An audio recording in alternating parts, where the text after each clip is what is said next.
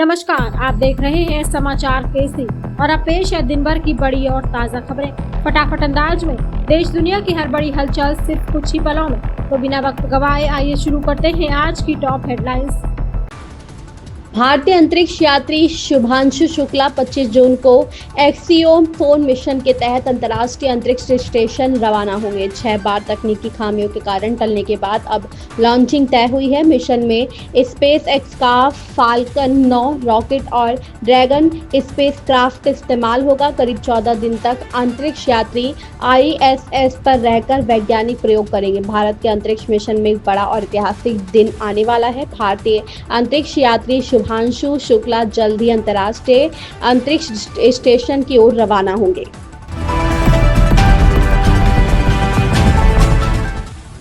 राज्यसभा चुनाव में 7 cross voting हुई और 1 विधायक गैर हाजिर रही, लेकिन कार्रवाई सिर्फ 3 बागी विधायकों पर क्यों की गई, इसको लेकर सवाल उठ रहे हैं। समाजवादी पार्टी ने सोमवार को 3 विधायकों को पार्टी से निकाल दिया। पार्टी के सिर्फ 3 बागी विधायकों पर ही कार्रवाई पर सवाल उठ रहे हैं, जबकि राज्यसभा चुनाव में कुल 7 विधायकों ने क्रॉस वोटिंग की और 1 विधायक गैर हाजिर रही। वहीं बरेली के सपा विधायक शहजील इस्लाम का वोट रिजेक्ट होने पर भी सवाल उठे थे।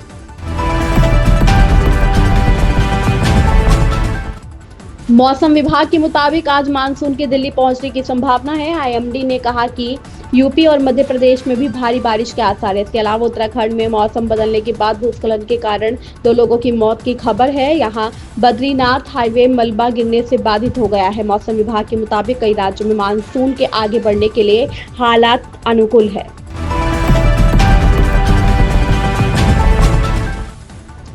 ईरान के हमलों के बाद कतर ने अपना हवाई क्षेत्र बंद कर दिया है, जिसके चलते कई एयरलाइन कंपनियों की उड़ानें प्रभावित हुई हैं। कतर का हवाई क्षेत्र बंद होने के चलते air India, Indigo, Akasa air और कतर एयरवेज आदि ने या तो अपनी उड़ानें निलंबित कर दी है या उन्हें डायवर्ट कर दिया है। ईरान और इस्राएल के बीच बीते 10 दिनों से जारी युद्ध का असर दुनिया भर की विमान सेवाओं पर पड़ रहा है।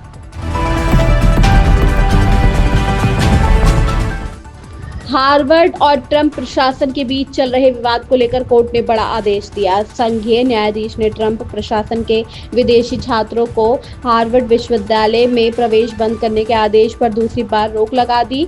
हार्वर्ड विवि और ट्रंप प्रशासन के बीच चल रहे विवाद के बीच संघीय न्यायालय ने बड़ा आदेश दिया है। संघीय न्यायाधीश ने ट्रंप प्रशासन के विदेशी छात्रों को हार्वर्ड विश्वविद्यालय में प्रवेश बंद करने के आदेश पर दूसरी बार रोक लगा दी है।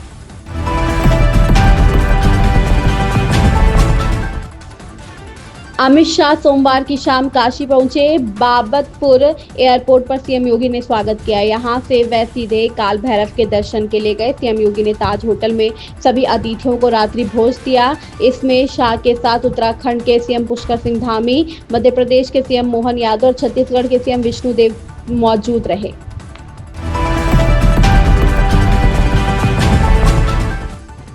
महाराष्ट्र में तीसरी भाषा के मुद्दे पर अंतिम फैसला सभी पक्षों से चर्चा के बाद होगा। मुख्यमंत्री देवेंद्र फडणवीस ने कहा कि साहित्यकारों, भाषा विशेषज्ञों और नेताओं से बातचीत के बाद ही नीति लागू होगी। राज्य सरकार ने साफ किया है कि हिंदी अनिवार्य नहीं है, बल्कि विकल्प के रूप में रहेगी।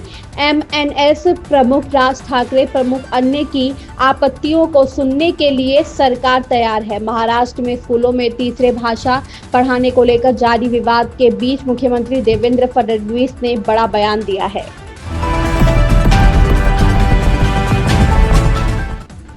राज्य में होने वाले त्रिस्तरीय पंचायत चुनाव पर हाईकोर्ट ने रोक लगा दी है। बता दें कि उत्तराखंड में त्रिस्तरीय पंचायत चुनाव को लेकर अधिसूचना तक जारी कर दी गई है, जहां 25 जून से नामांकन प्रक्रिया होने का ऐलान कर दिया था। आचार संहिता भी लागू हो गई थी। प्रदेश में त्रिस्तरीय पंचायत चुनाव की तैयारी शुरू से ही सवालों के घेरे में रही है। सबसे पहले समय पर चुनाव नहीं हुए।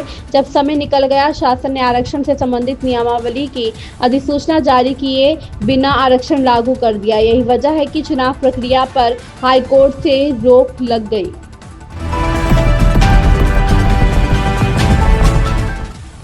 विकास और औद्योगिक गतिविधियों में खर्च के मामले में यूपी देश में नंबर 1 है। बैंक ऑफ बड़ौदा की रिपोर्ट के मुताबिक 26 राज्यों के पूंजीगत व्यय में यूपी की हिस्सेदारी 16% से ज़्यादा है। इसमें शराब और तंबाकू से राजस्व को योगदान लगभग 21% है। विकास और बुनियादी ढांचे में सबसे ज़्यादा खर्च यूपी में हो रहा है।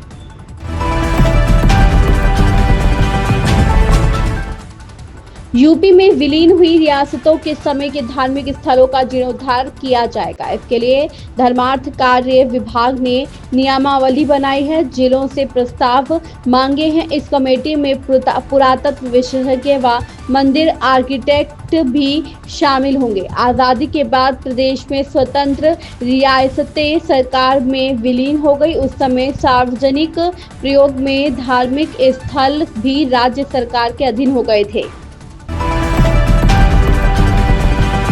तो ये थी अब तक की सबसे बड़ी फटाफट खबरें। ऐसी ही ताज़ा अपडेट्स के लिए जुड़े रहिए समाचार केसरी के साथ। वीडियो पसंद आया हो तो लाइक करें, शेयर करें और चैनल को सब्सक्राइब करना ना भूलें।